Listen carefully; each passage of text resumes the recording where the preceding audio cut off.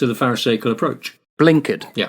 Short-sighted. They know the letter of the law, but they don't know the spirit of the law. When you consider the Colosseum, it used to be that the audience were pointing and laughing at the Christians, but now the Christians are in the audience often, laughing and pointing at refugees, or something like that. Blinkered, short-sighted, letter of the law, not the spirit of the law. There are many Christian denominations, many Christian leaders who will stand in judgment on Scripture rather than sit in humility under Scripture. And I think that we need to get it the other way around. We need to sit in humility under Scripture. And that means that the way that we present ourselves needs to be much more Christ-like. And being Christ-like means cutting some slack, showing some grace. A woman that's been dragged in front of him, probably stark naked, having just been pulled off the job, is thrown there in front of him, and they say, she's been caught in the act. Now we dragged her in front of you, Rabbi. The law says we should stone her to death. Yeah, let him who is without sin cast the first stone. Let him who is without sin cast the first stone. Standing in judgment on Scripture is not our place. We sit in humility under it. We have a God who will judge. His name is Jesus.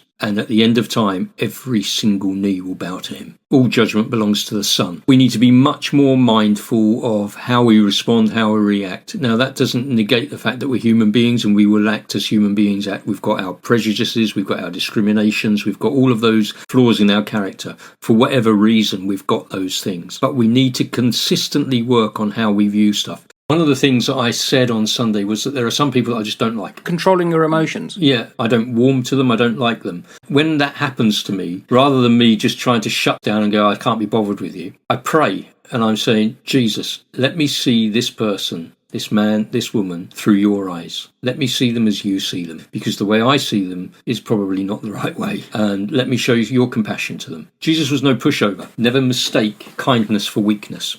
Oh, absolutely. I was reading also, and you'll know my own personal love of books. Yeah, a little bit. There's 2 books here tell us everything we need to know. Not equally. The complete works of William Shakespeare, because he was able to give the masculine, the feminine, and all our inner thoughts and grievances. And it's still relevant today. And it's the same with the Bible. It's amazing that you could read what we just read. The way it's even written, it's so modern, so fresh. It's as though it's happening in front of you. But we still need to be reminded of it every single day. Just wonderful to read, isn't it? It is, absolutely. Nothing changes in humanity, as we have said time and time again in our conversations. Politics, political leaders come, go, they go round and round. The truth that's contained within the covers of this book are absolutely timeless.